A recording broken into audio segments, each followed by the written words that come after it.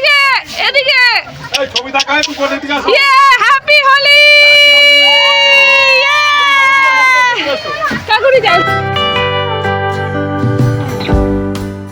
Hello বন্ধুরা, কেমন আছো তোমরা? আশা করি তোমরা সবাই ভালোই আছো। আজ আমরা চলে এসেছি আমাদের দ্বিতীয় ভিডিও নিয়ে। এটা হলো আমাদের দোল উৎসব পালনের ভিডিও। তো চলো বন্ধুরা, শুরু করা যাক।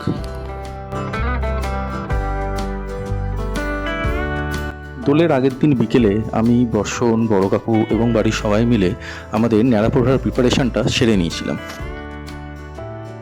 এই হলো আমাদের ন্যাড়াপোড়ার বুড়ো আর বুড়ি।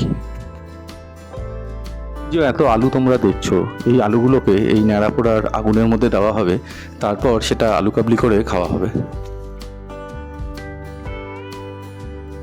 ন্যাড়াপোড়া শুরুর প্রথমেই মা পুজো দিয়ে আমাদের ন্যাড়াপোড়ার শুভ আরম্ভ ঘটে যায়।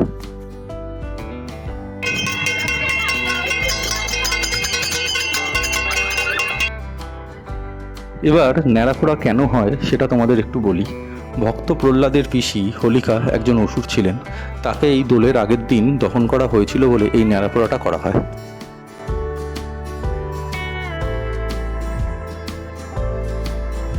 ন্যাড়াপোড়া শেষ হয়ে যাওয়ার পরেই প্রিয়া, মেঘা, মেধু সব আলু কেটে আলু মাখা স্টার্ট করে দিয়েছিল। এটা খেতে হেভি টেস্টিও হয়েছিল। দেখে নেই আমরা অভিযানের জন্য বাড়িতেই রং প্রস্তুত করেছিলাম, কিভাবে সেই রংটা প্রস্তুত করেছিলাম।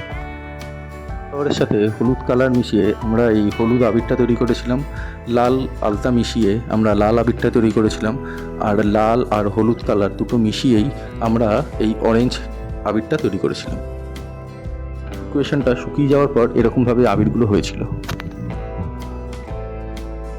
রিয়ান সকালবেলা ঘুম থেকে উঠেই আবিরগুলো তৈরি হয়ে যাওয়া দেখেই একেবারে আবির খেলার জন্য পাগল হয়ে গেছিল।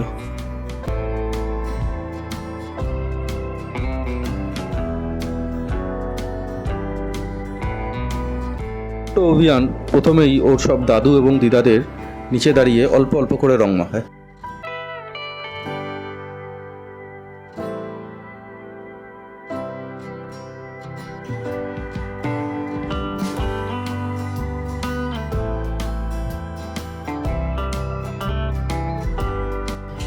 তারপরেই ও চলে যায় ছাদে ওর ভাই বোনদের সাথে রং খেলার জন্য।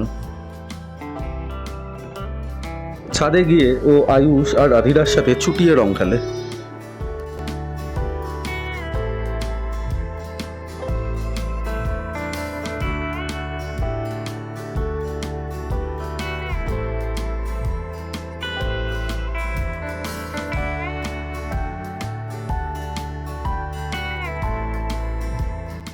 আমরাও এই বাচ্চা পার্টির সাথে আস্তে আস্তে রং খেলা শুরু করি।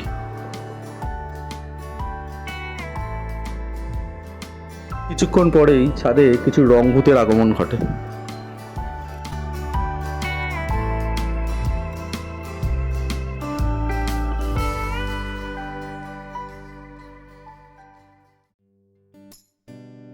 দোল মোটামুটি যেটা ছাড়া অসম্পূর্ণ, এবার সেটার সম্পর্কে একটু জেনে নিই।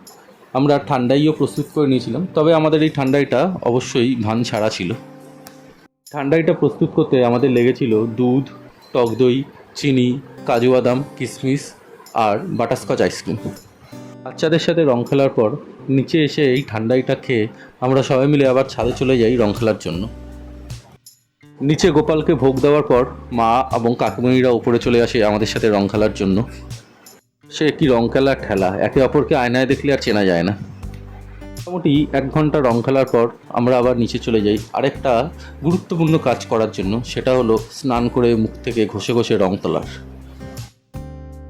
সে আরেক কাণ্ড, যতই ঘষো না কেন রং আর ওঠে না। একদিন সকালে আমাদের বাড়িতে ঠাকুরের ভোগ দেওয়ার নিয়ম রয়েছে, সেজন্যই মা, বড় কাকিমণি আর ছোট কাকিমণি মিলে সকালবেলায় ঠাকুরের ভোগের প্রস্তুতি নেওয়া শুরু করে দিয়েছিল।